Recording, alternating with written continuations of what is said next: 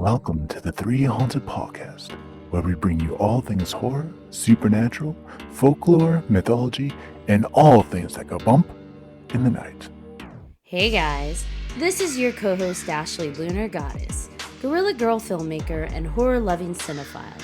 I'm just your average pun-making swearwolf that loves to explore the spookier things in life. Hey everybody, I'm John Thomas, paranormal investigator, super smartass, and film lover extraordinaire.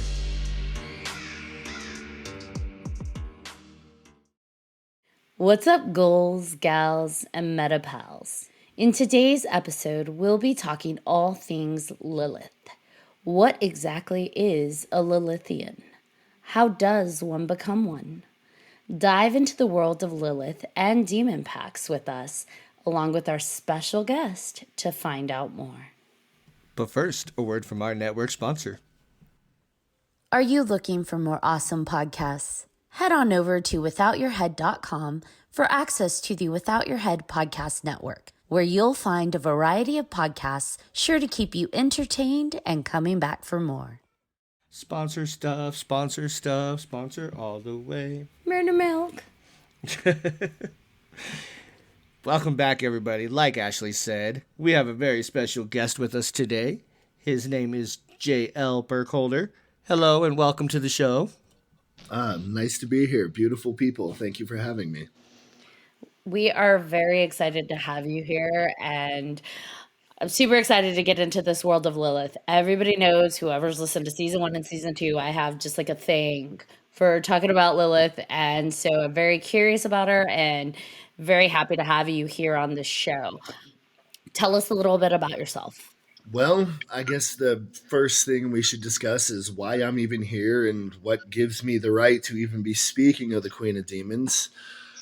I profess no outward connections to any orders. That's really not how it works with her. What I will just tell your listeners is that I am someone that has worked with her for coming up on 2 decades now. And my working with her on a spiritual and on an occult level, on a black magic level, has given rise to a proximity and an understanding of her that I am actually very excited to share to anybody who would want to learn more, as yourself, as you so succinctly put it. That is awesome. JL was actually referred to us by Lady Luna. So those who listened to season 2, Lady Luna came in and talked to us about being a medium and tarot readings, and she's just phenomenal. And so she reached out to me and said, I really think that you should connect with this awesome fellow. He's got a lot to talk about that I think you really will connect to. So I was like, all right, I'll do it. And and it was awesome. So just from the few interactions that we've had virtually over, messages and our video kind of pre-chat, it was all good things. And I'm very excited to have you here, JL. Thank you again. I've enjoyed them, and your assertiveness and passion for the subject, like, it put a big smile on my face. I knew I couldn't say no. That's what they all say. No, I'm kidding. That's why Ashley's the front person. I'm the one who reaches out. I slide into the DMs and I'm like, hey, you want to be on my podcast? Horns blazing. I like it. All right. So you said 2 decades. You're coming up on your anniversary of Lilith. How did you find Lilith? Well, see, that's the thing about Lilith is she doesn't actually find you. She will manifest. And once she manifests, you realize she's always been there. She's always been that specter on the outside. She has always been that guiding force. She's always been that whisper when everything is finally dark and quiet. So if you're asking for where the formal manifestation of her came into my life, it was when I began working into the occult. This is my late teens and early 20s. So we're going back to late 90s, early 2000s. I was a budding witch, I guess you could say, just starry-eyed and grabbing every kind of literature from Bucky's Big Blue to obscure writings by, pretentious madmen. But, I took it all in. And As I became working, I was drawn more and more to what was shadowed, what was I was told was forbidden, what I told it wasn't good to learn. There were people warning you, oh, but stay out of this sphere. Or there's this book that was banned that you can't read. And instantly, the same defiance that's in her is in me. And when you dangle that kind of carrot in front of me, I can't resist. That's where my direction is going. What do you mean I can't learn this? What do you mean I need to stay away? Like, okay, get out of my way. I'm moving down this direction. And down those directions is when she would manifest. She would manifest as she has in different forms. She's the demon Obazuth in the Goetia. She's in the Epic of Gilgamesh. All my occult learnings, she kept rising. She kept just showing her face, and it was always warm. And so if you're asking how a start came, like when I started kind of moving up that ramp, that's the best way I can describe it. She was always there. How did you know it was her specifically? She has what you would call repeating facets to her character that appear throughout mythos. She comes out first, in the Epic of Gilgamesh, she's a class of demons, the Lilith, she's consistently used as a boogeyman. But as we move forward, like 700 BC from 2000, she moves into folklore more as just, the child eater and the seducer, the succubus, the vampire. Now, as I'm moving through my occult writings, these different names, Lamia, Lamishtu, Obazuth, these powers that I kept being compelled to, the mysteries that were calling out like, hey, this is your path, come walk down it. They all shared the facet of her, and the word Lilith literally just means of the night. So it is an encompassing kind of umbrella term. And that's how I knew it was her. It was the dark feminine. You get that fluttering in your heart chakra. You know what I'm talking about? When like, this is the good stuff. It's, it tickles up, your pineal glands flare, and you're like, okay, I'm home. Now, you had told me when we talked before that one doesn't choose Lilith, like, I'm going to follow you. She has to accept you, right? So it's not, I think it wasn't fickle, but she is particular about who she embraces. So she's either a warm embrace or it's painful. So, how do you know that? It's a paradigm of approaching her. I call the claws and teeth. All right, when people are just seeking her and what they get is literally claws and teeth, as far as energy and intent, that is her rejecting you. You are not hers. You are not hers. And like I said, she's not fickle, and I don't want to call her tyrannical and cruel, but she is for her own because her fire is very rare. All right, it's not defiance for defiance sake. It comes from a state of, I will not submit, not because I think I'm an emperor, but because I know I'm not less. I will not accept your paradigm because I am too intelligent for it. Not because it's arbitrary, not because, you just want to be a rebel, but it's real fire of knowing that you have a divine birthright and that you were meant for godhood. That's her kind. Male, female, it doesn't matter. She's not on the gender bigotry that's given rise from the feminist movement. No. She knows her own kind, and her kind is those who aspire for godhood and greatness. And they look at the world around them and know, like, this is not enough. I was meant for more. You're nodding your head. I know this is familiar. Like, you get that fire that I'm feeling. It's resonating with you, and it resonates with a lot. And it's why she is giving rise, on a spiritual and a cultural, sociological underpinning level. People are waking up to the fact that we do have a divine heritage and that divine birthright. And we weren't meant to be sheep, obedient and compliant and just, bowing to the will of something greater than us. We don't want a god. We want a teacher. We want to learn. We want to strive. That's her kind. The kind that are just looking for another master to obey, they get her claws and teeth. She doesn't want you. You're not her kind. So it's like, it's not fickle. It's not arbitrary. She wants the right stock to elevate.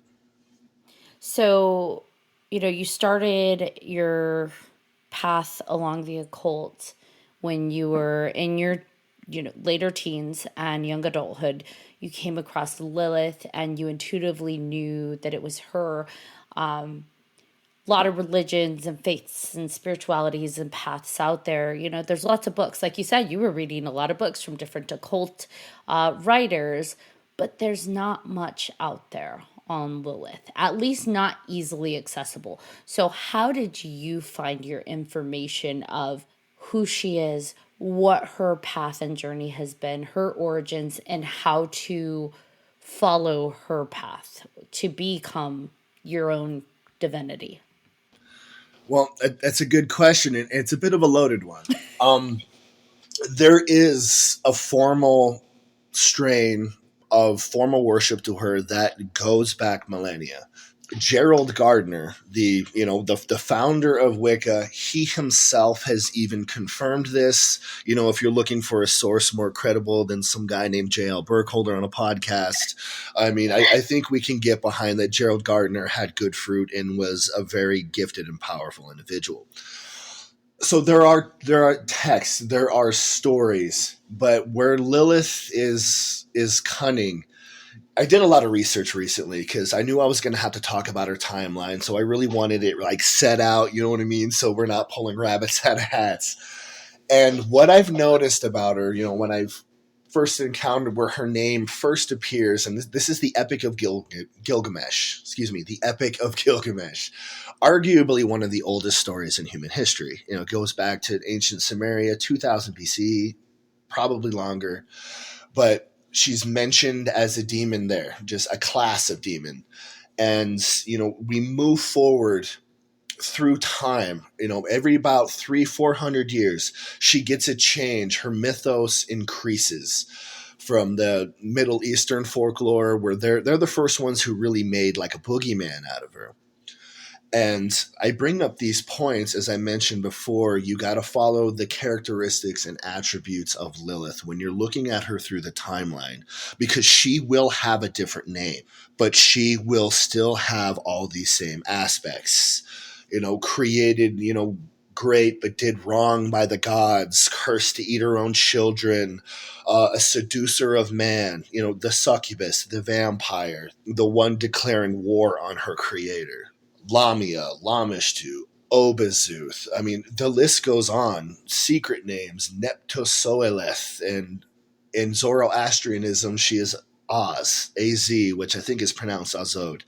So when I'm going through this timeline, what it appears is like she's like this thread of chaos, and she will insert herself through the fabric at all these given times in front of the perfect audience, the perfect scholar that will put her out more into the mainstream.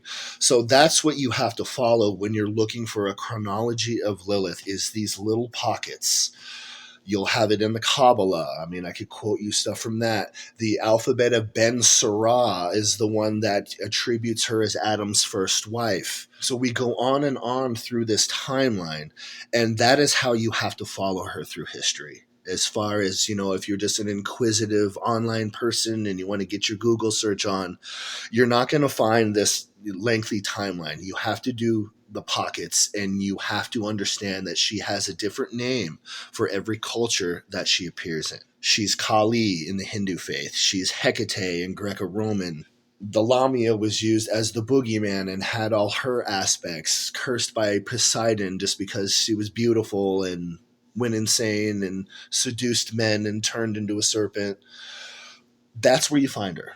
So it's a fun journey, but it's not something you're going to bang out laying in your bed at night, getting ready for bed. It's difficult and it took work, but it's worth the journey if you're inquisitive enough.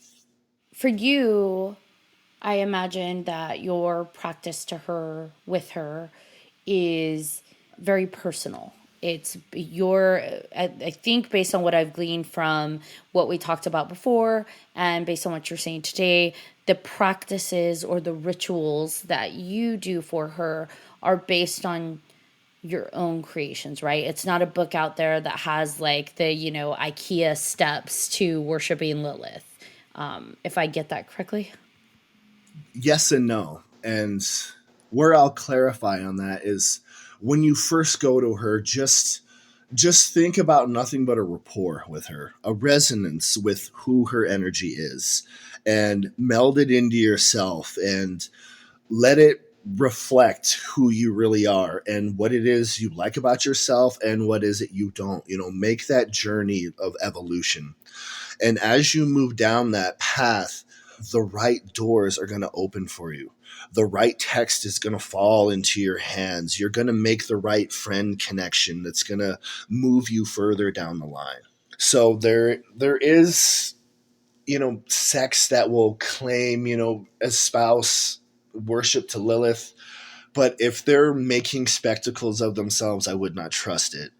And when it comes to any worship of, a darker deity or any facet of the infernal pantheon and left-hand path, the best advice I can give to the new practitioner is keep it as solo and personal as possible, because there are snakes and serpents out there and they will mislead you. So cut out the human, cut out the middleman. There is no need for a middleman with you and the dark divine. It is just you and them, and they will open the doors that you need to keep you on your journey. That's the pact. That's the deal. That's what they offer, and they will deliver it if you are serious and disciplined.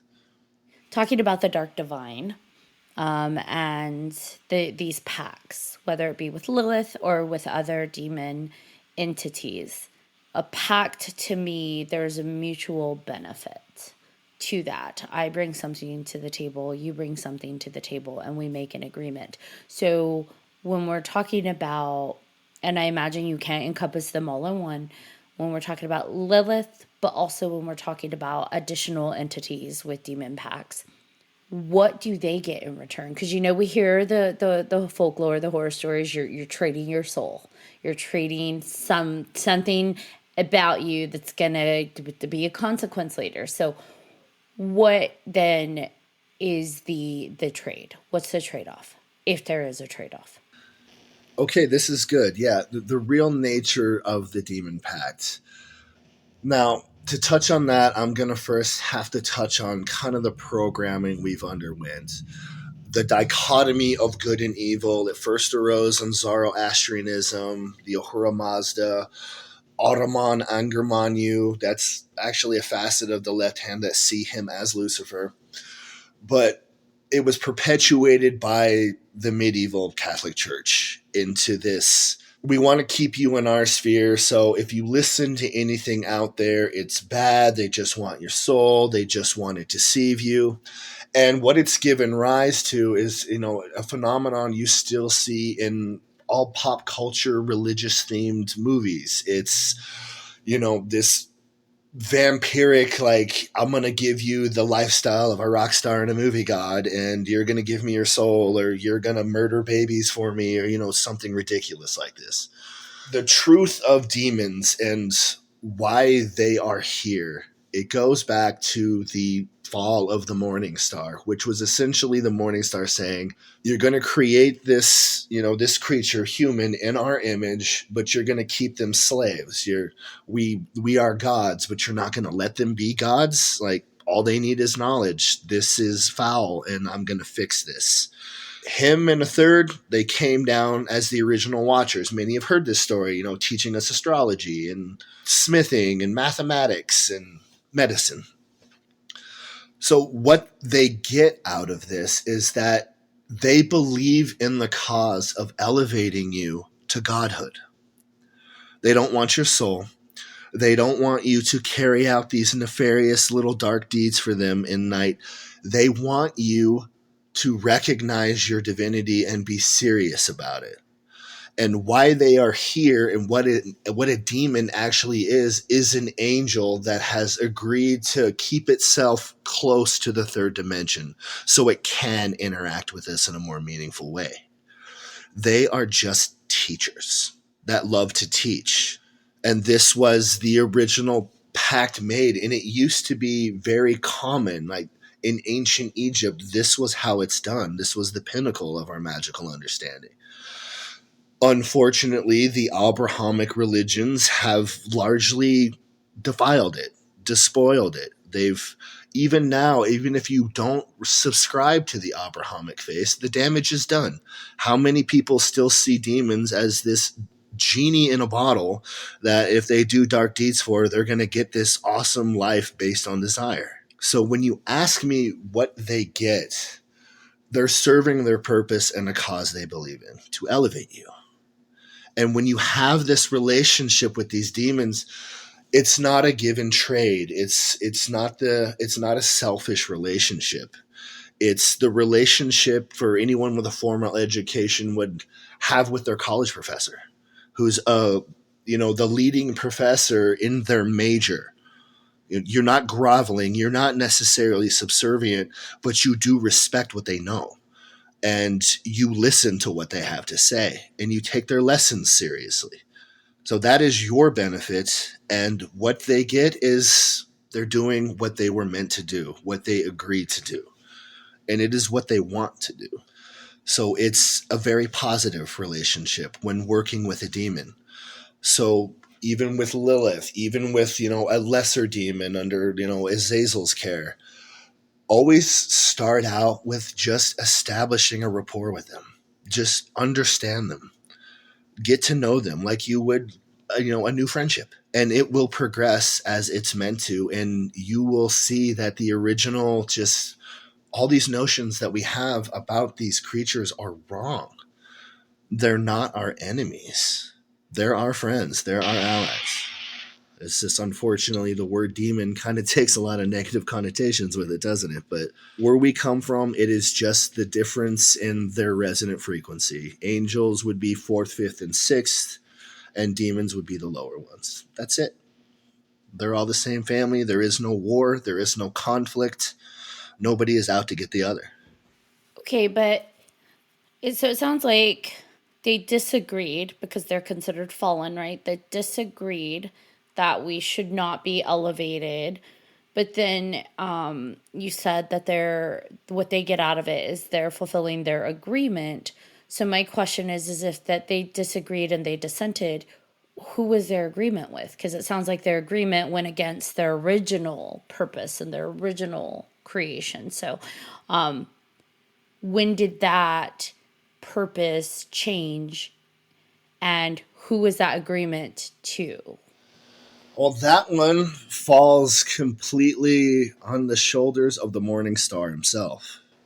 The Morning Star himself is the one who argued in our cause, and his great charisma swayed the original mandate. But the mandate was given that this is not my will. You have to do this on your own. And that is the agreement. Morning Star said, I'm taking a third of the angels, and we will see this through. We will prove that at least some of them can be just like us. So you were mentioning different dimensions. The angels exist on a higher kind of 4th dimension, and the demons are a little bit closer to the 3rd dimension. Is that solely for the purpose that they can then access us and communicate with us easier? How do those frequencies work? Like, can a demon just manifest in our 3rd dimension world and be like you or I, like I'm looking at you right now? Or how do they, if they're originally 4th dimension creatures, how do they manifest to us? Great question. And the best way to answer that is, let's start with angels. All right. We've all read many depictions where, in biblical history and in occult history, when an angel was summoned, it was essentially like a kaleidoscope of things that don't make sense. An eye in a flaming wheel, a serpent riding a camel. You've heard all these stories.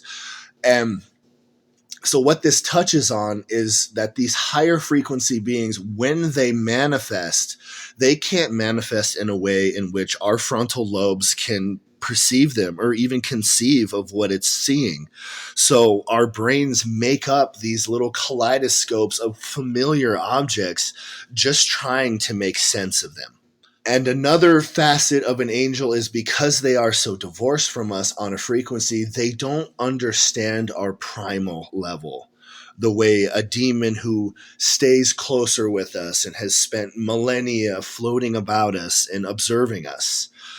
So you will only encounter an angel if you're working on higher frequency stuff. And what I mean by higher frequency is go by your chakras when I say frequency. So when you're operating at your base, your desire, your fire, your endeavors for the physical world, that's going to be your lower chakras, and that's going to be the work of demons. You're working on your divine self, your psychic self, your spiritual aura, and emboldening it. That is when you will have to work with angels, and the Enochian system is wonderful for that and streamlines it nicely. They stay in the third dimension so they can keep an understanding of us, of our primal selves, and what an obstacle that is for each and every one of us. Nothing both empowers us and slows us down more than our primal selves, our selfishness, our greed, our lusts getting in the way. Demons will understand that about us and be able to give us the proper advice and point us down the right direction to overcome it. While an angel, they're too high. They don't get us. We don't vibrate the same.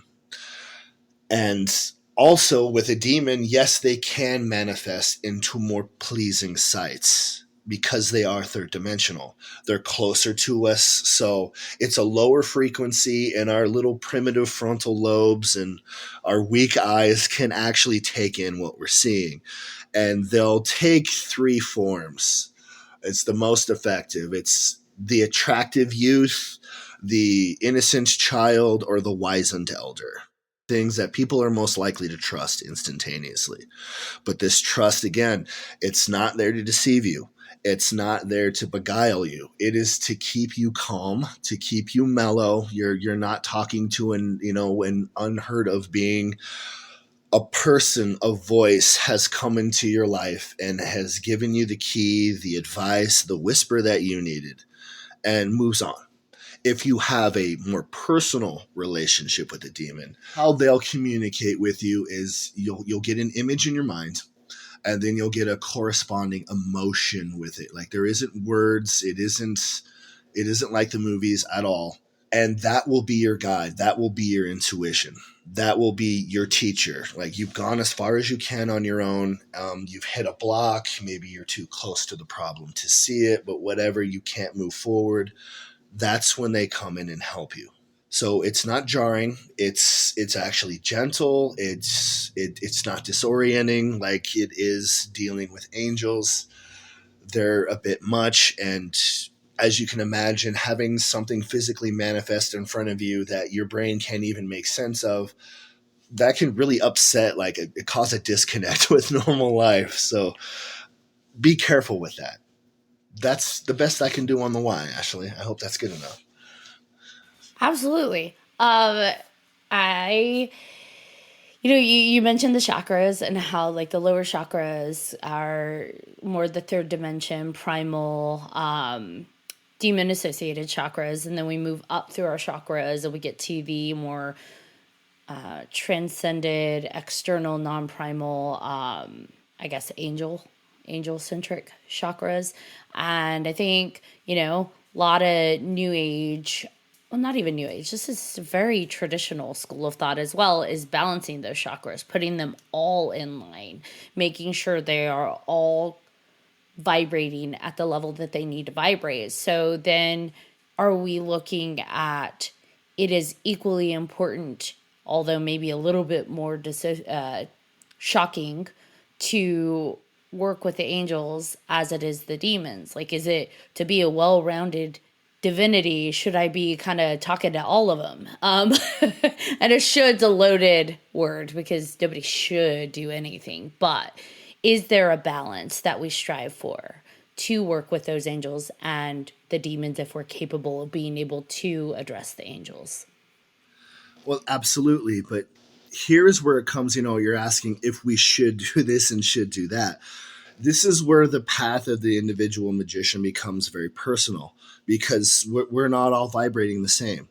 We might have different excesses and deficiencies in our chakras than the person standing next to you. So there's not going to be like a contractual skeleton for you. But this is where the aid of demons and angels comes into play. As you cultivate relationships, as you develop rapport, as you vibrate with these different entities, as I said, the doors will open that you need to walk through. They know what they're doing. And they will lead you to either work with angels or to either work with a more demonistic presence. The way will be shown for you if you can't see it yourself. That, as I said, the Pact, they're here to teach. And if you're serious about this path, you will be taken care of. I promise. So I'm a pretty mistrusting individual. I am always suspicious, and that's on any front. I'm just like, I guess, I don't know, I have trust issues.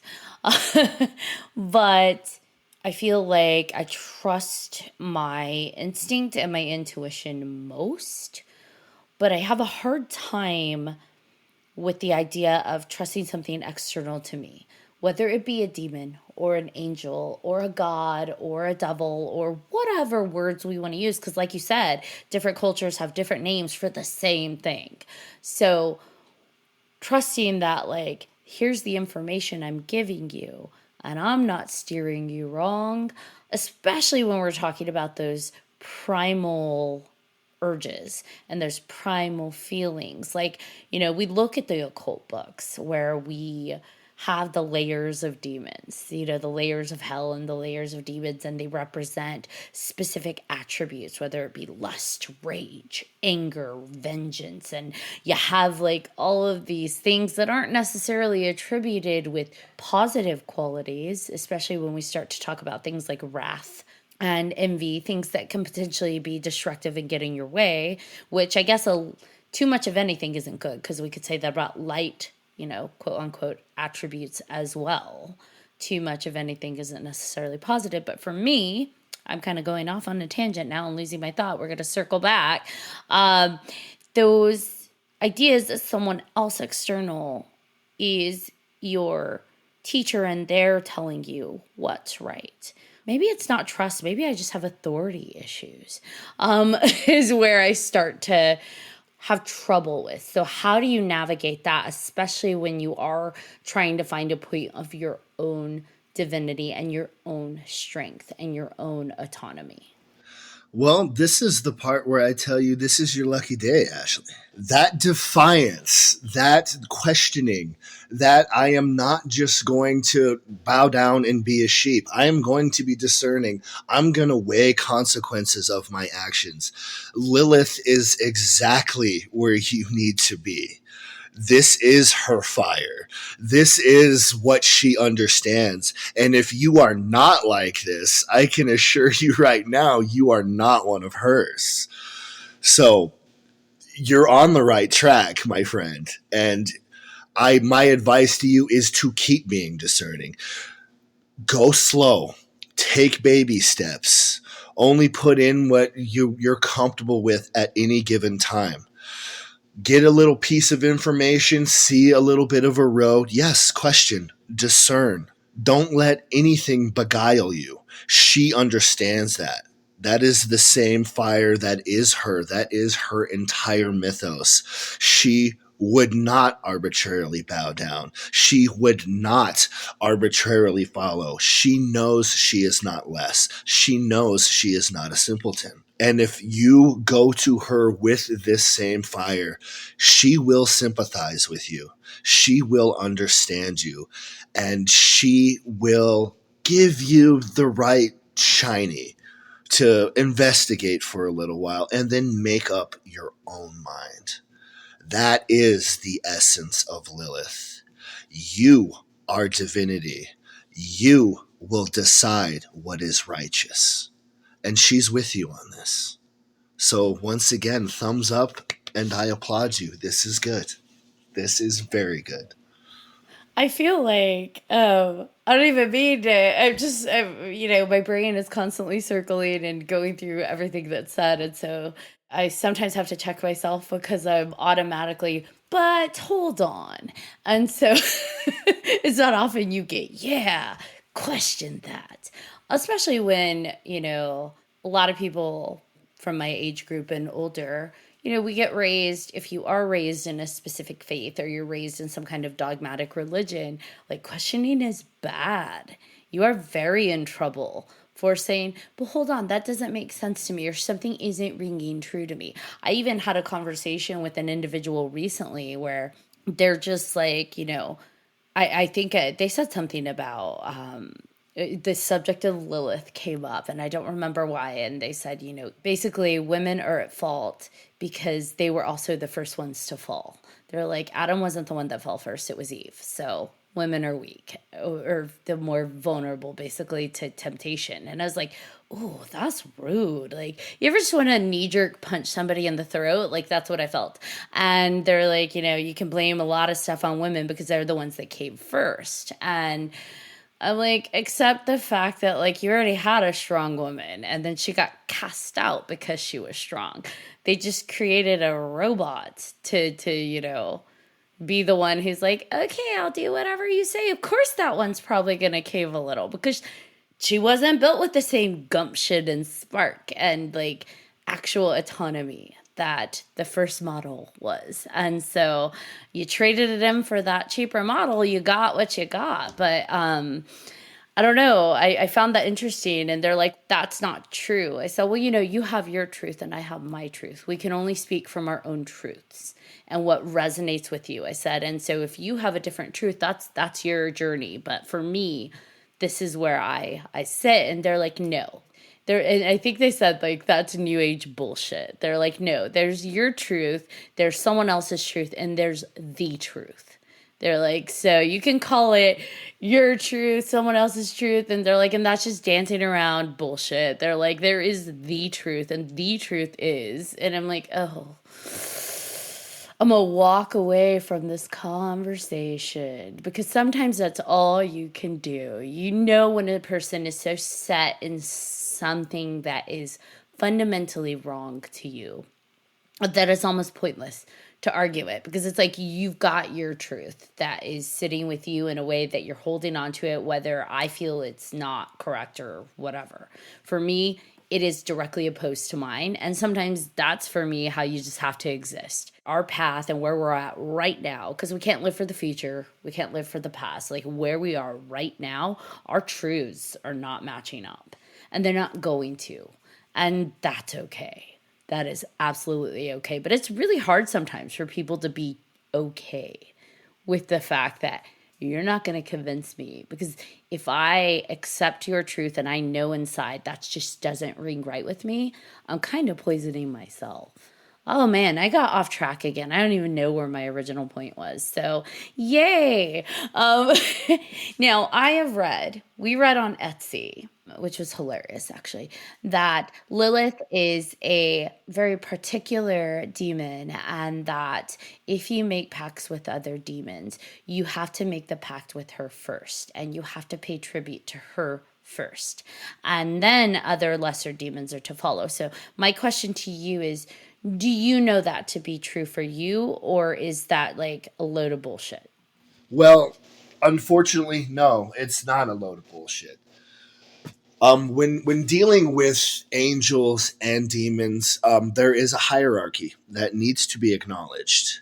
So if you're seeking to, we'll deal with your everyday demon, helps with physical tasks. These will typically fall under the sway of the demon Azazel. And so you would petition him like, hey, I'm going to be borrowing, one of your teachers. I'm going to need this task. And it's weighed and measured, sort of like a gatekeeper kind of thing. Like, are you on the path to seeking your own divinity? Or is this, a genie in a bottle situation about things that, your inane primal desires that I promise you we don't care about? So with this thing on Etsy, Lilith is the queen of demonkind. They all fall under her sway.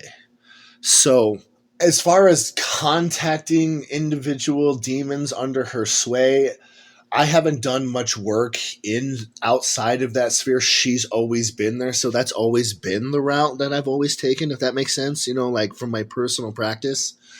And I typically associate only with other Lilithians who are of the same ilk, but there are other princes and kings. There's Leviathan has his own spheres, Beelzebub, Belial, they all have their own spheres.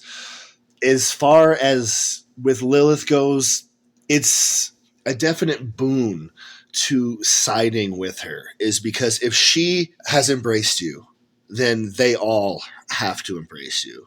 And there's a running kind of joke, within the occult sphere of Lilith's brats, where they kind of get this little shortcut when, dealing with a demon. Like, they don't have to spend, Lilithians, I should say, don't have to spend as much time establishing a rapport with a particular demon. Like, if you walk in her sphere and you have her favor, then that's kind of the end. She's the boss. She calls the shots. So they're going to work with you by default. She's the big lady. So that means Etsy was actually right about something? Holy shit. That's rare, but hey, just kidding, Etsy people. Don't put a curse on me. Okay, so random question came into my mind that and I know we have you on here for Lilith, but she is the mother of demons, and it encompasses demons. So let's just go there. That I was curious about from our demonology episode, and that is the idea. And actually, it goes beyond one episode. That is the idea of possession, because there's so much that is indoctrinated and that we know from pop culture, from religion, and from things like that. And we talked about, their teachers, and they're here to elevate. So my question is if that's the case, then how does possession work? If they already can exist in the third world, or, third dimension with us, what is the need for possession? And is exorcism really a thing? Is that a thing? That's a whole new elevation. We're now going to touch on a very controversial subject. All right, I'm ready for this one. So let's get back to the original Pact and why demons fell, and it's to teach us. All right. What I should have went on, because I kind of wanted to stay on subject because I didn't want to go down this path, but thank you for asking it, because now I can bring another facet. Is another facet that they get from this deal is that they get to experience existence itself in the third dimension. Why this is important, and it touches again on the disconnect that you'll have with angels and us. These are beings, we'll call them of energy. All right. Now they may be millennia old, ancient beyond human culture, but here is something that you find out as you go further down the course of demonology, is that an entity actually needs to experience physical life in order to grow in their emotional body. So when you're dealing with these entities that are 1,000 years old or, millennia old, what you find out is they have this dizzying intellect and deep knowledge, but the emotional intelligence of toddlers. It makes them prone to tantrums and low frustration tolerance. These demons that have fallen, we'll call them the Traitor Legion. That's, our fun little term for it, is by bonding with us on a chakra-based level, especially at the base ones, they get to share in our physical experiences, our joys, our happiness, our despair, our euphoria. And they get to grow and understand from these experiences the same way that we do. So when you hear about possession or you actually encounter one, I can't speak for The Exorcist, this work of, Christian propaganda and fiction, though an entertaining one, I have to admit. It's a gentler possession. They're wired into your chakras. I don't want to call it a vampiric relationship, but there's an energy transference kind of back and forth between the two of you. And when you bond with a demon, like I said, I have 3.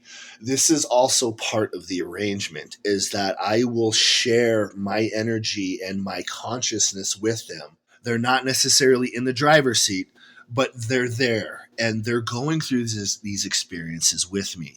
And my every joy, my every pain, my every disappointment, elation, they share in this energy too. And they get to take it as their own and have their own discernment and their own logic. So they themselves are actually evolving alongside with us, just a different body, elevating their emotional selves, their understanding of life itself and of sentient life in the 3rd dimension. Because when you don't have a physical body, you don't have this meat suit, I imagine life in the 4th, 5th, and 6th is very different from ours. I've never been there. I mean, I don't know if anybody else has been there, but I can't touch on that too much. I can only give just how weird and temperamental these entities are and base logic on that. So possession, yeah, it is a real thing. But it's not the spitting pea soup, death of Emily Rose, placing crucifixes in unmentionable orifices. No. That's Hollywood. Let's not do that. It's a gentler one. It's a shared experience. It's so when you bond with these demons, it actually becomes very intimate because your relationship with them becomes deeply symbiotic. You're making each other better. You're growing each other. And it makes it intensely positive. So I hope it covers that. Now, the next part of your question was exorcism and the Roman rituals. Actually, what I will say about the Roman rituals, as far as any Christian rite goes, these actually have real power in them, but I'm going to tell you why. It's not the power of Jesus. It is the Emperor Constantine was dragging, the intense paganism and magical thinking of Rome into the Christian paradigm. So all of these early rituals were actually structured on formal, legit magical rituals, the energy working, the clearing of a space, the focus and direction of the will. Yes, they actually are real. They think it's the power of Jesus when it's actually the power and will of the individual magician or priest in this case who's performing it. I think that's kind of where the idea of you have to have power, you have to have faith for it to believe, because the faith is actually the faith in oneself. And that, building up of the energy to manifest that very strong focus of extricating that presence of this demon entity. So that makes sense. It's interesting though, because, we've had guests who talk about the demon possession and how they've experienced people who are not willing to have, the possessed entity completely take over. And I wonder, because you said it's a gentler, more symbiotic experience, when we meet those individuals who are there, it does appear to have they're struggling on who gets to drive the meat suit and who gets to control that. Is that because the demon's having a toddler tantrum, or where does that line, that boundary struggle come from then, if it is a symbiotic relationship? I can only really speak, intellectually and meaningfully about what I have actually experienced and what I've experienced in the spheres in which I run. I've heard stories of these, embattled and, these tortured souls. I have never encountered it. In all my years of working with demons and all my years of working with demonologists, other Lilithians, Hecateans, Belians, Leviathans, who have these meaningful relationships with their sphere of the infernal pantheon. And I am openly working with who comes as close to an actual devil in theology than Lilith herself. There's no one more vilified or villainized than this entity. And I think that if I am in what is considered the darkest corner of this facet of occultism, and I have never personally encountered a rape situation with a demonic entity. It has, I wonder, just, I don't want to cast any kind of jacket on anybody, but is what's going on psychologically in this person's life? Like, what are they actually wrestling with? Is this a demon out to claw them to death? Or do they just have a very complicated and multifaceted subconscious mind doing battle with itself? So to that, I just, maybe it happens. I've never encountered it. I have not seen a precedent for it as far as demon kind goes. What I have encountered is that there are a malevolent and vampiric kind of amalgams out there in the psychic level. We jokingly call them little nasties that are not even all that sentient. They are just the collected human garbage of our negativity that has clumped together the way random computer code will clump together and make unknown functions. Like, they are essentially just like a magical computer program. We call them egregores, or in this case, accidental egregores. Because human thought is powerful, we do have a divine heritage. What we think will manifest in the physical world. So I'm going to lean more towards just a predatory little nasty, if an occult and mystical explanation is even applicable. I'm looking for mental illness first, because I am also discerning. I do like logic. I do believe in science and medicine. So I will not just instantly snap my fingers and go, hell yes, demons. I will say, let's look closer. Let's investigate. Let's get some answers. So that's my take on that. I love that, because I feel like, people think that if you believe in demons or you believe in the supernatural, you automatically have no logic, or you're not looking at the entire picture or attempting to discern and break it down. And I love when we, really can dive into what are we looking at. It's not an automatic default. It's a demon. The demon did it. It was the devil. It's like, no. Let's really look at the situation. Let's look at the context. Let's look at the clues, everything that's going on before we just throw, a random label on it, because I don't love labels. I really don't. So trying to just throw things in boxes so we can wrap it up. I'm not big on that. I'd rather rip the bow off and open up the box and see what's actually going on.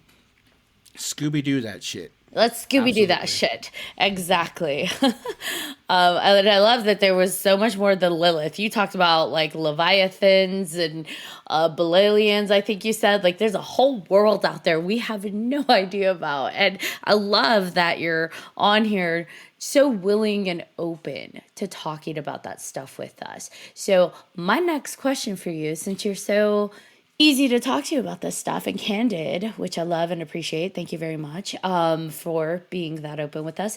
Is you make demon pacts, and you said you've got a few going on right now. Not just your main one. You've got your main one with Lilith, but you also have your other, I think, 3. So let's say they've served their purpose and you feel satisfied with what you needed with that specific demon. How do you end that demon pact? It doesn't end. It moves on to the next lily pad. The same way, if you're, a student and, your college professor, that was just one homework assignment. That was just one essay.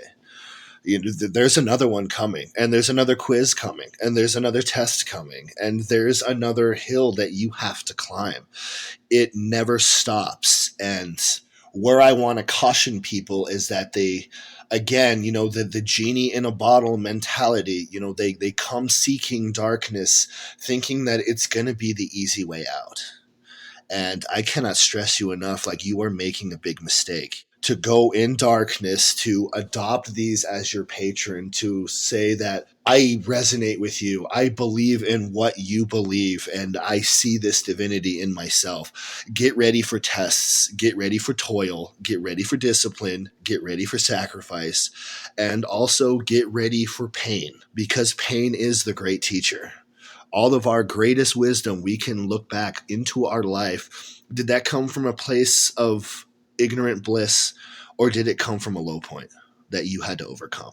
So that's something to think about. So when you come into this sphere, there is no end.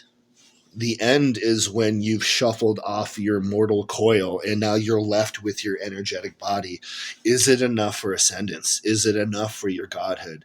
Is it enough for your independence? Or no, I'm done with source consciousness. There's a universe out there. I'm going to go get myself in it. That's on you and not on anyone else. So when you come here, when you make these pacts with demons, if you're just looking for the lifestyle of a rock star or a movie god, you're in for some very serious disappointment. What will be granted to you, and I'll give you an example of tests of, the toil that you'll encounter and how you're going to be forced to really see your true self. Darkness, when it accepts you, it will give you power. Lilith will give you power. And then it's going to be seen what you do with it. Where is your heart really? Where is your desire really? We have 13 truths where I come from. And one of the truths states this: power does not corrupt. It only reveals your true weakness. So you'll hear people espouse, oh, power corrupts. Oh, no, no, no, no, no. Power just revealed where that person was always flawed. So you will be given power and you will misuse it. You will misuse it. You are human. You are primal. She understands that. She knows you're going to fuck it up. She's going to give it to you anyway. And then when you've made a real mess of everything, the power is going to be pulled back, and then you're going to have to hold a mirror in front of your face. Who are you really? Where did you go wrong? You want more power? You wish to ascend? Fix this. Evolve. Become higher. Become your best self. And then it moves on to the next rung. Like going up a staircase. It's just the next step. But I'm giving this to illuminate how interesting your experiences in life are going to be if you embrace this goddess. And as you said before, you were arguing with this individual, like, oh, they were right. Oh, the new age, stand in my truth. That's just what liars and narcissists tell themselves. Yeah, I've heard all this too. And it's funny because that is a fact of what light is. It is form and structure and walls and locked doors. And some people need that. Sometimes some people are sheep. I don't want to, make any enemies by calling them sheep, but that's what sheep do. They obey. They obey without question, and they'll adhere to this. When you come to Lilith, your logic, your doubt, your discernment, your refusal to take things at first value, this is embraced and embraced fully. And I promise you, that fire in you, Ashley, is why you feel such a resonance with her. Because I promise you, she is reaching out to you. You are hers. And stay the way you are. Keep fighting. Maintain that logic. Maintain, it's middle fingers until you prove to me otherwise, dude. And that's it. I will decide what is righteous. As long as you just own who you really are. She's going to pull off all the social constructs. She's going to pull away the mask, that we all have to wear just so we can hold down a job and pay bills. I mean, we all have to wear a mask. What's important is don't get lost in that mask. Know that that's all it is. That's not who you are. That's just doing what you have to do. That is what she offers. The best you. No framework, no walls. She is dark feminine, unrestrained. And that's what she wants for you. Unrestrained, but wise. A god, not a monster. So a few things that you mentioned that I want to touch on or circle back to discuss is you'd mentioned that when we can learn to disconnect from source code, source consciousness, then we can really explore the universe. And my question is, in this human experience, can we ever truly disconnect from that source consciousness or that source code? Isn't that what our chakras and what our, whatever you want to call it, energy, spirit, soul, whatever words people want to use, isn't that an infinite connection, or is that a misperception? And also, based on that same kind of line of thinking, can we ever truly achieve that godhood while we're still standing in this human form? Because by nature, we are in our human form where we fuck up and we experience all those things. All right, a lot of good points. Let's fire them off one on one. Okay, the separation of source consciousness. It is essential. It is the point of the left-hand path. And whether you embrace Lilith, Belial, Leviathan, the list runs on, who you choose as your main teacher, the first rites that you will undertake with any of these infernal entities is the unplugging of your tether to source consciousness. Separateness is the goal and the entire point, because while you are connected to source consciousness, you are under its sway. You have its walls. You have its framework. And its framework for you was a slave race. Your entire point is to go back to God, is to serve God, is to go back to consciousness. We could fire off a dozen religions that don't hide this. That's their main espoused dogma, is to essentially return and be devoured. So in order for you to become your own divinity, yes, you have to stand alone. And that is what makes the toil of the left-hand path so arduous and so intense and so fast-paced, is because all that work of the cultivation of your divine being is on you. You have guides, yes. You have tutors, yes. You have, a little search engine in the form of demons to give you an answer here, yes. Okay, yeah, you have that. But the work is on you. The toil is on you. And it's up to you how you use your time. Because you're right. You only have X amount of time before you are out of time in the third dimension. Bodies break down. It's not going to last. So achieving that state before you die, in the sphere I come from, it is called ipsissimus, and ipsissima for the feminine polarity. That is achieving a living godhood. That is the meat and potatoes of actual Luciferianism. The one who encompasses all that. Like, if you want to think of the Infernal Pantheon, like I said, think of it as a university. And all these greater demons are your professors. The Morning Star is the dean. That's it. Not your god, not master, just the dean of this whole school. The whole framework, the Morning Star calls the shots and umbrellas, all of it. You have all these different spheres, all these different demons, because we're not all the same, are we? We may have the same drive. We may understand an innate divinity of ourselves, but we can have not a whole lot in common. So we need a specific teacher.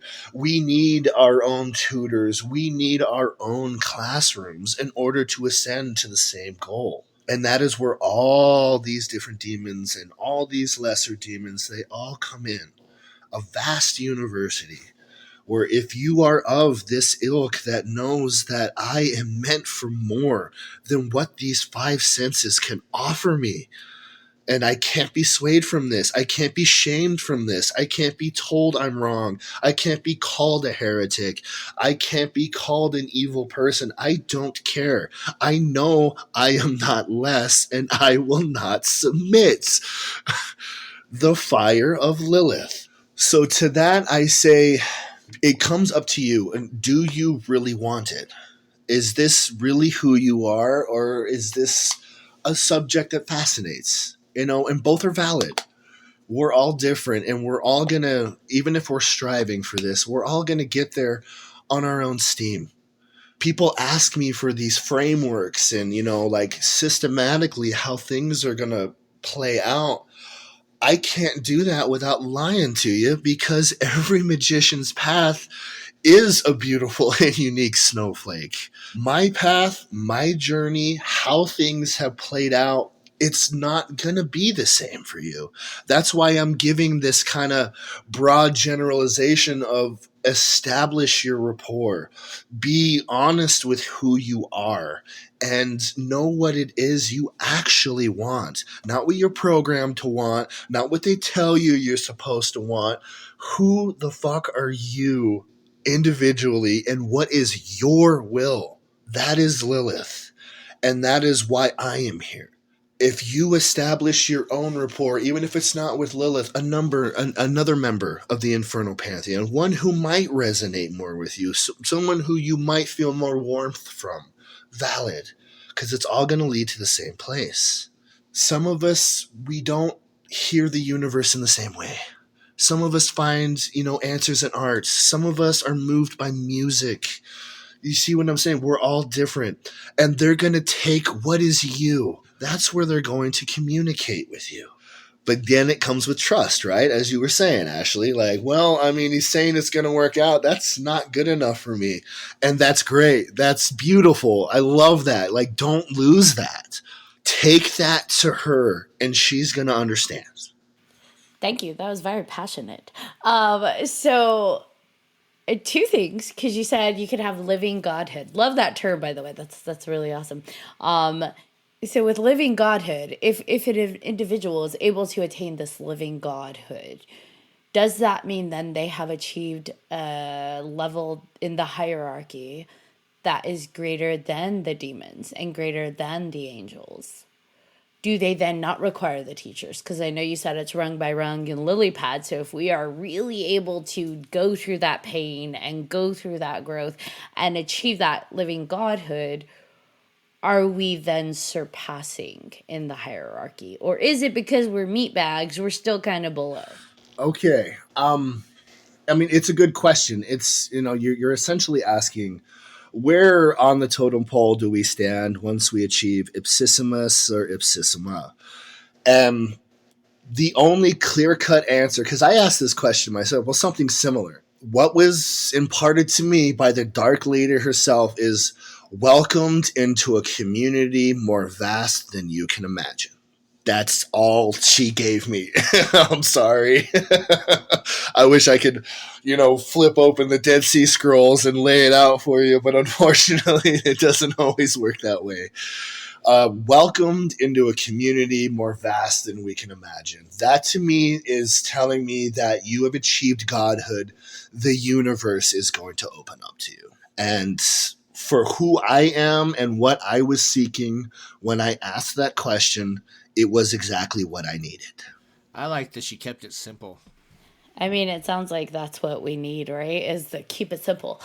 I want to touch on, you mentioned Lilith being the owl claws, baby eating, a mom of demons, men's soul sucking succubus. And it's probably she's a little bit of it all, right? But because she's not some basic bitch, that is one thing. So she's probably got a lot mixed in there. But my question is, there is an aspect of Lilith that is sensuality, that is sexuality, that is lusty and smoky and heat.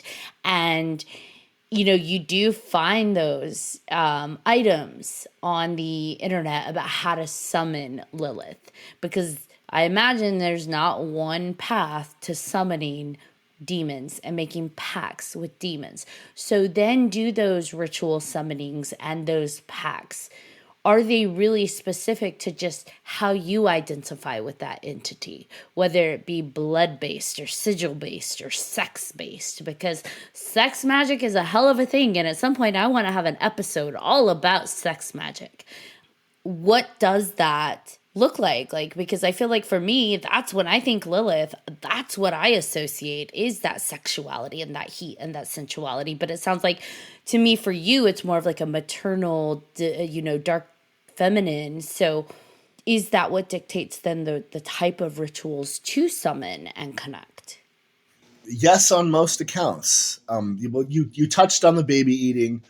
That is, among Lilithians, that is her early history. And, there is a lot of scapegoating because she is the sworn enemy of the patriarchy of the Abrahamic religions. But in order to touch more on that, I'd have to go more into her early theology of, how she was wronged, how her mother aspect was literally ripped from her. So this facet of Lilith, among Lilithians, we consider that primal Lilith. That was Lilith when she was broken, when she was cast out, when she was done dirty, and they ripped her apart hoping that she would come crawling back, and that is not what Lilith did. Her will would not be broken. I will not submit. I am not less. That is the end of it. We can come back to that later, but now I want to move into the next facet of your question where you're talking about the lust of Lilith. Okay. Yes, indeed. It is lust energy. It is a major part of working with Lilith. This was formalized in, I guess, what you would call into mainstream occultism by Aleister Crowley. Aleister Crowley, he called it Lilith Babylon. This was the divine destroyer and the divine temptress, essentially a mirror of Kali. And we all make the connection that Kali is actually Hindu Lilith. So you're asking me about the practices and the energy. Yes, my relationship with her is very maternal, but I work predominantly in the sphere of Lilith Babylon. I use lust and sexual energy as essentially the main energy in which I manipulate the physical world. It's not always in raw carnality. I want to separate that because that's where we go. And yeah, that's a facet, but the lust of Lilith is actually a psychic lust, intensely more passionate, intensely more powerful, and lust on that level is an actual energy that can empower rites, spells, magical items. You can draw it as protection. It can be a shield, or it can be your sword if you need to fight back. What she represents in us is the dark feminine. Sexual power is a distinctly feminine energy. It is where women are undeniably more powerful than the male polarity in this respect. And she brings it out as that it's something women need to, or any Lilithian, I shouldn't, chop it up on gender. She associates it as something that it is a part of you. Yes, it's powerful, and to not be ashamed of it. Don't be afraid to embrace your sexual energy or your sexual power. It is a legitimate power for you to use. It is a part of you. And the Abrahamic religions have done a masterful job of tricking us into being ashamed of it, where they have essentially hoodwinked, especially womankind, into embracing the virgin as the supreme feminine archetype. And any woman knows exactly what I'm talking about. This is the programming women undertake. The compliant virgin. We'll put you on a pedestal. Yes, we'll take care of you, but we're going to bind your hands, your feet, and your mind, and you're going to obey. That's essentially the virgin polarity. This is where we get into why Lilith is called the Great Whore, is because she is the opposite of that. That you should not restrain your essence, that you should not be compliant, that you are powerful in your sexuality, and it needs to be embraced with both hands and without a smidge of modesty or apology. So when working with Lilith on this sphere, that will be as I'm lighting the candles and I'm summoning the energy, I'm aligning my chakras. That is what I'm summoning at first with her. I am bringing that lust energy into myself, and I'm drawing it from my lower chakras, and I'm collecting it in my heart, which is, since you guys can see me on video, you can see all these lovely tattoos. They're there to augment that. When moving towards her, when embracing her, those who are drawn to her, they have this lust inside them. They have this passion. They have this raw carnality. It's a vampiric one. It's not a destructive one. I mean, you're not thinking of doing like despicable, horrible shit, but you are passionate in your sexual lusts. You are passionate about your desires. She will absolutely teach you to focus and direct that. Along with asserting your will, I mean, it's you unrestrained. And that is a facet of you. Your lust is a facet. It's a driving point for humanity. It's not always just sexual lust, is it? We may lust for a better life. We may lust for more wisdom. We may lust for more understanding. We may lust for more completeness. So it kind of illustrates just how multifaceted the energy of lust really is, and how it can be directed. And when you can pull the lust from your primal chakras and raise them up all the way to your crown, that is the lust of Lady Lilith. That is lust on a divine scale. And that, Ashley, is awesome. You're gonna love it. We have people that listen to this for their own various reasons. And that's fantastic because yay, we have listeners. But I want to caution people that there is a wealth of knowledge out there at our fingertips. Google, YouTube, like all the things. And not everybody that is teaching or wanting to mentor or wanting to guide is coming from a place of good intentions or intentions that are not out to hurt you. So I always caution people when you are exploring the world of the occult or the supernatural or the paranormal or the unknown, where your energy and your mental and emotional and physical health can be impacted, you have to tread lightly and cautiously and listen to yourself. If something sounds like a bad idea, don't do it.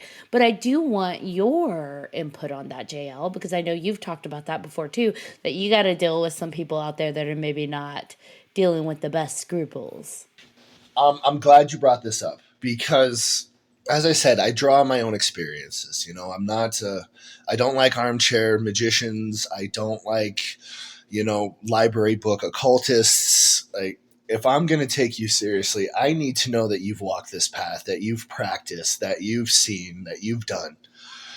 And where I caution people is the world of black witches. Now, there's freedom here.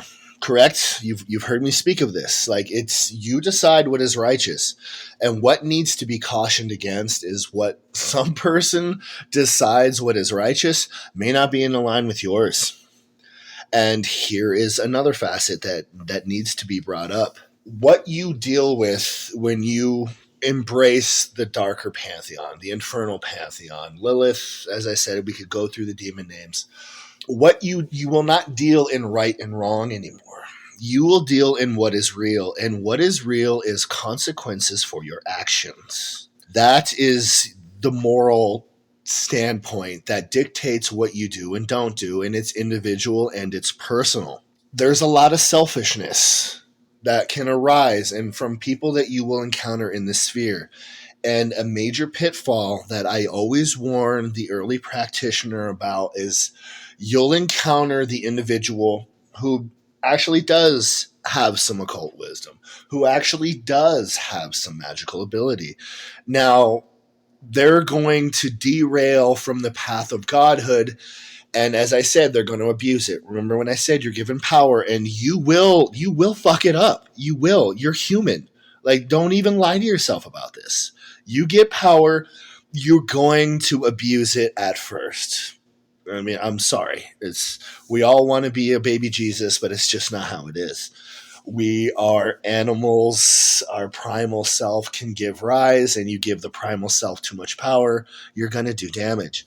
So you will encounter these people that will try to set up this little fiefdom of theirs, elevate themselves. Look at me, I am the Dark Lord, and I am this gatekeeper, and only through me and my wisdom are you going to ascend. And to the starry-eyed practitioner looking for answers, looking for a guide, you can be misled by this jagoff. And this is where I stress to people, if you're going to walk the darker path, please cut humans out of it as much as you can. Keep it you. Keep it between you and your relationship with them. Don't let others, even me, I mean, you can take my words and you can use them as a guidepost, but you also have the freedom to say, you know what, JL Burkholder, I think you're full of crap, and I'm going to reject everything you say, and that's fair and valid. Keep that discernment, keep that rebellion in you, that no, this is mine, and this is my path. And I may like what you say here, but I may not like what you say there. But thank you for this nugget. I find this nugget useful. I'm going to take it now, and I'm going to bounce. And I'm going to let you do you, and I'm going to do me. Be careful about signing up with groups and covens, and just be very discerning about this. Because there are predators, and they will prey on your need for a higher self. I don't want to, paint this picture like it's just all claws and teeth out there, but I would be a bad teacher if I didn't warn you, and to keep that in your mind. Like, okay, you seem wise, but do we have an agenda here, dude? That's not a bad sphere to look at them in. That's why I love your defiance, Ashley, is that will serve you well. It will protect you. Hang on to it. Holy cow, I feel like we're gonna need a whole episode, another one, just to keep to really dive into the meat of this, but I still it's still ding ding ding picking at me, and I have to know, how do you break a demon pact? What if I achieve a space where I do not want that connection or pact, because it's my ultimate choice, right? My ultimate indignation to say, I no longer want this. How do you do it? Is it just a mental choice? Because it's very ritualistic, right? Ritual to summon, ritual to establish rapport, ritual to call upon and keep it going. So then what do you do to say, you know what? I'm breaking up with you. Okay, I can cast some light on that. I really can. There's a reason why I have multiple demons is, I started with one. This was an initial one. This one's sphere of speciality was to, aid me in like real world physical endeavors. Okay. But the reason behind that can't be, like I said, I want the life of a rock star and a movie god. No, it's when real world concerns are taking up too much of my time and energy that I can't walk my path. I'm too busy grinding rent. I'm too busy making car payments. I'm too busy keeping food in the fridge. When these vampires of our time become too burdensome, then that's when I will call on this demon. That's when I will invoke the aid, and then I'm shown what I need to do to fix this. Like, how do I get more finances? How do I lessen the burden, delegate it to someone else? It can take a myriad of paths. So you don't actually break up with the demon. Just as you move further, all right, as you move further, you will call upon that demon less. And you will acquire new demons. You will acquire demons that are now more in line with where you are in your evolution. And you'll call on them more. And it's not a jealous relationship of how dare you spend more time with this demon than me. No, they understand this. They will always be there. And, with the demons I don't call on as much, I can't predict the future that I'm not going to need them again. And when I do, they'll be there. But as I move up and I move forward, I acquire more demons and I will work with them more specifically. So you're asking, though, bare bones, like, what is the ritual right for actually divorcing from them? And the question I have to ask is, how do you know that you're not going to need their aid and wisdom in the future?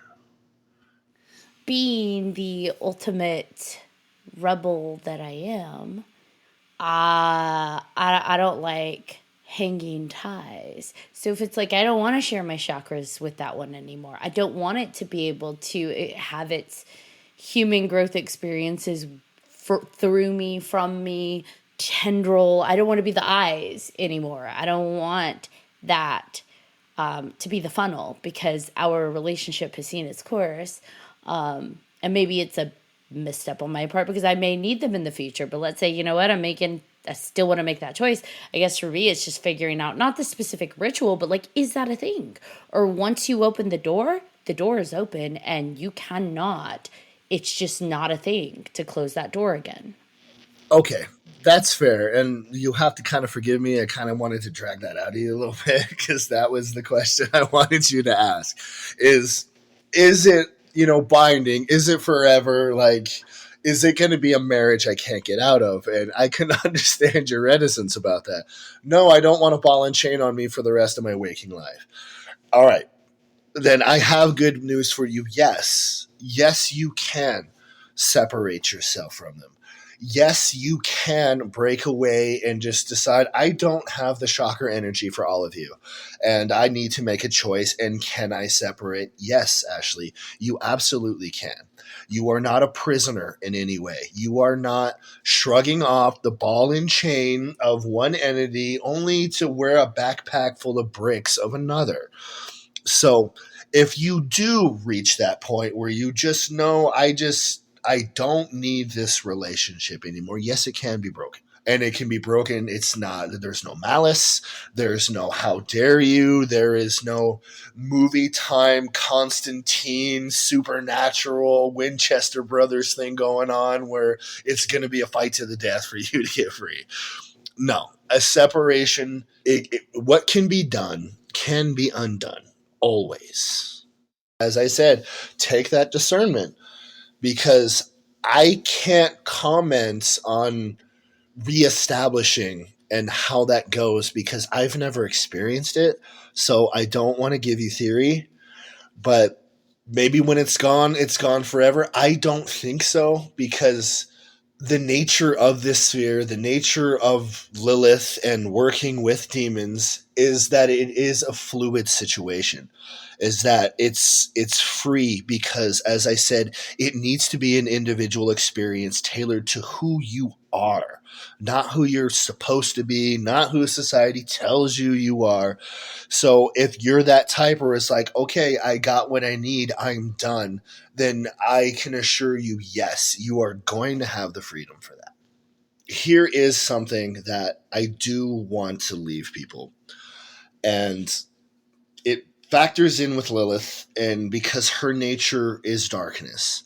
And what I want to touch in on is, what is the nature of darkness? Now, I want to divorce everyone from this notion that it's evil. But I also want to impress that it can be, and I'm going to explain that to you now. What darkness is as an energy is that it is energy without form. There is no structure to it. It is raw. So in that respect, what you would call light is energy that has a form. It's been decided for you.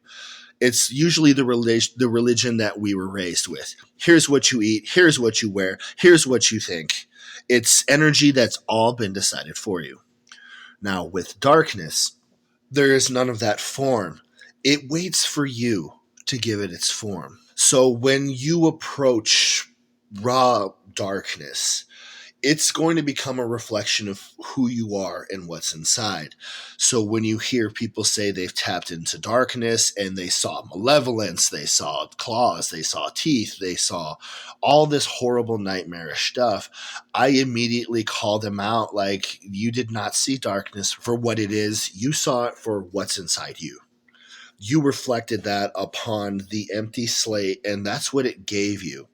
So when working with this energy, be very aware of what's inside of you before you step up to that altar. Be very aware of what's inside of you when you call upon this energy and you draw it into yourself, because it's coming in raw and it's coming out a reflection of you. If it goes to a dark place, you need to reevaluate what's going on inside of you. It is not darkness's fault. Darkness is just an energy, just like electricity.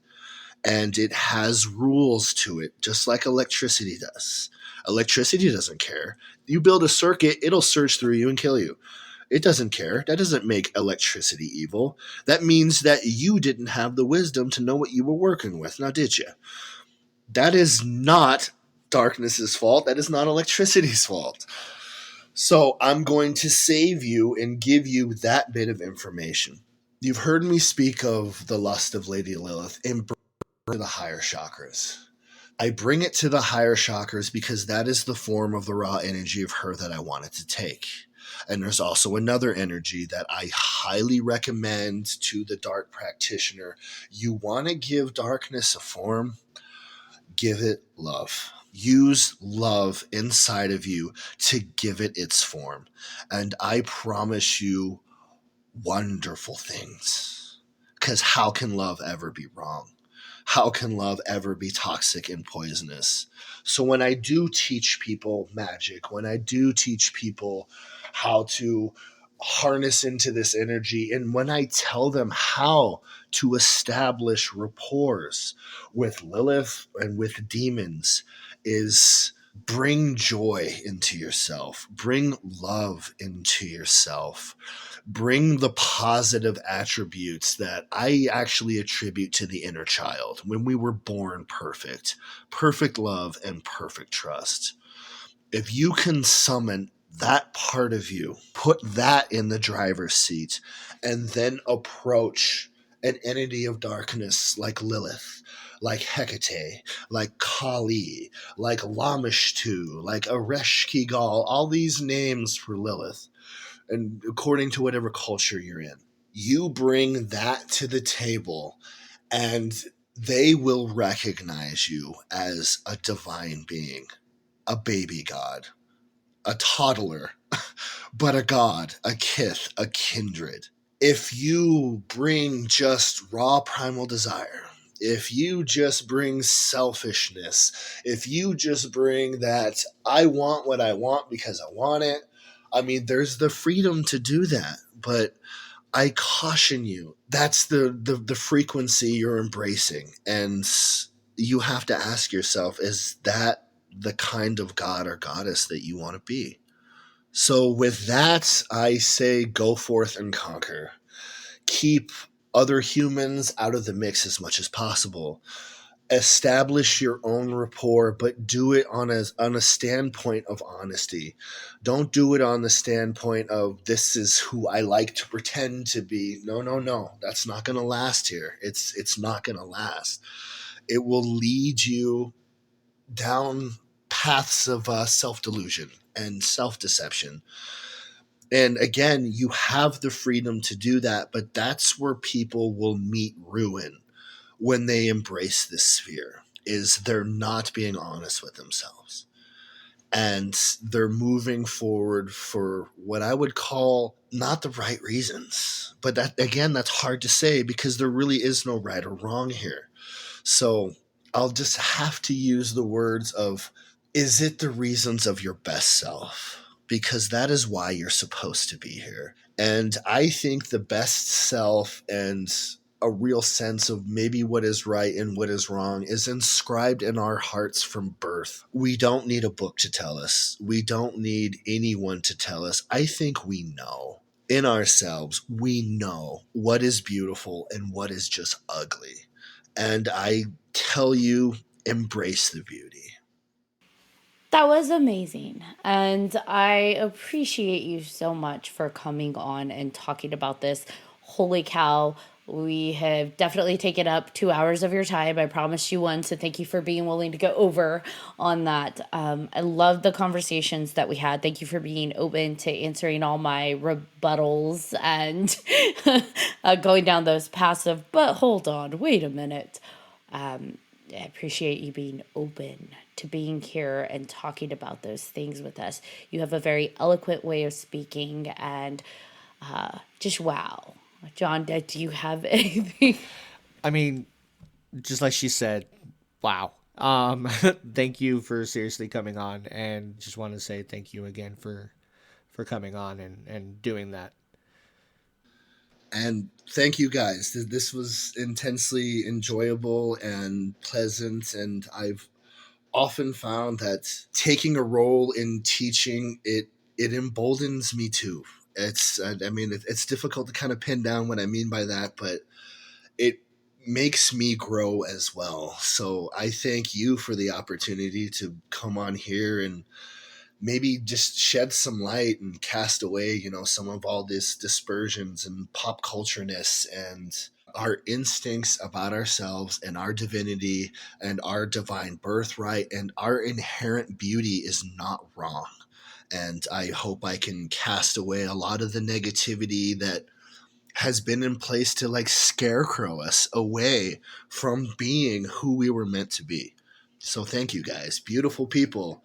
This was fun, and it was nice seeing all these smiling faces, and this is good. I hope we can do it again, and I hope it's a successful podcast with lots of likes and adorations. All right.